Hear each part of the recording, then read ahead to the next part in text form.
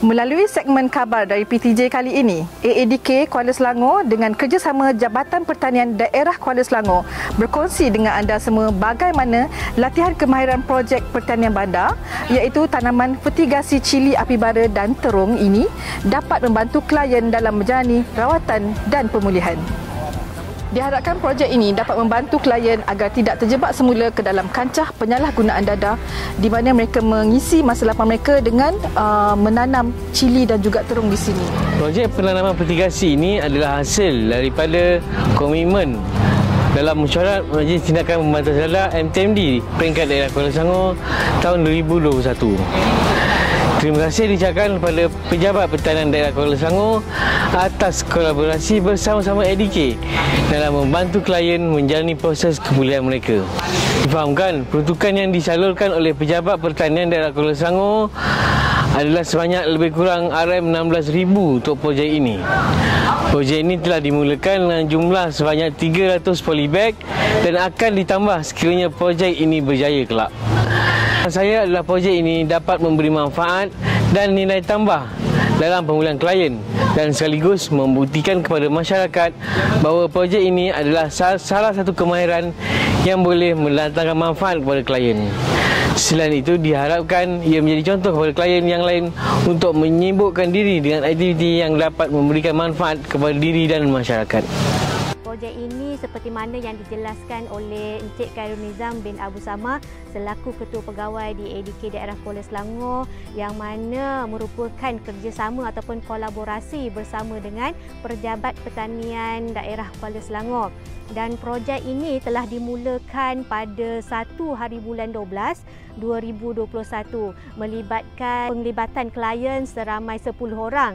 Dan klien ini merupakan klien dalam komuniti yang mana mereka ini sedang menjalani pengawasan di dalam daerah Kuala Selangor dengan pemantauan AADK lah. Okey, selama tempoh 2 tahun. Dan mereka ini juga bekerja yang mana rata-ratanya terlibat dalam sektor pertanian. Alhamdulillah mereka menunjukkan komitmen dan kerjasama yang baik dalam projek ini. Di mana kita tahu projek pertanian fertigasi ini bukanlah sesuatu yang mudah seperti mana pertanian tradisional.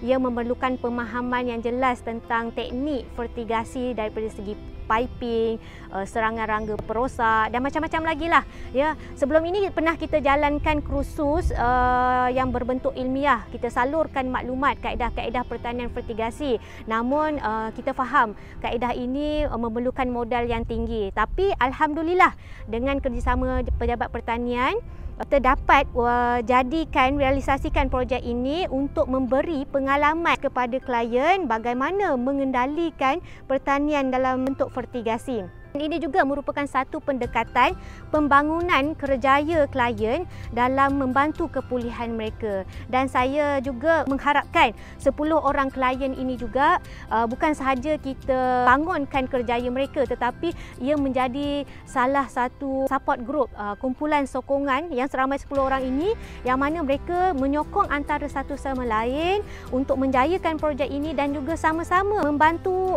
untuk terus mengekalkan kepulihan. Dan inilah harapan yang sebenarnya yang kita mahu dan kita mohon doa daripada masyarakat di luar sana, ya, doakan projek pertanian ini berjaya dan kita akan buktikan kepada masyarakat bahawa mereka mampu melakukannya. Dan kita mohon juga doa pada semua untuk 10 orang klien kita ini dan juga rakan-rakan kepulihan di luar sana berjaya mengekalkan kepulihan, dapat hidup dengan lebih harmoni serta dapat berfungsi dalam keluarga dan masyarakat, insya-Allah.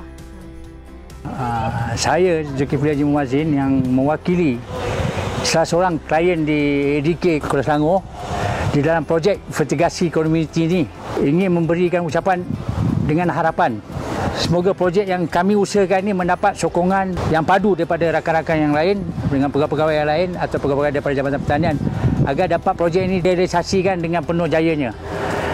Begitu juga kepada rakan-rakan klien yang lain, saya memohon agar dapat memberi sokongan padu. Dalam projek yang kami usahakan, yang terpilih adalah lebih kurang 10 orang untuk projek perintis dalam usaha AADK Kuala Selangor, begitu juga Jabatan Pertanian yang mengusahakan segala bentuk bantuan untuk kami menjayakan projek perintis ini.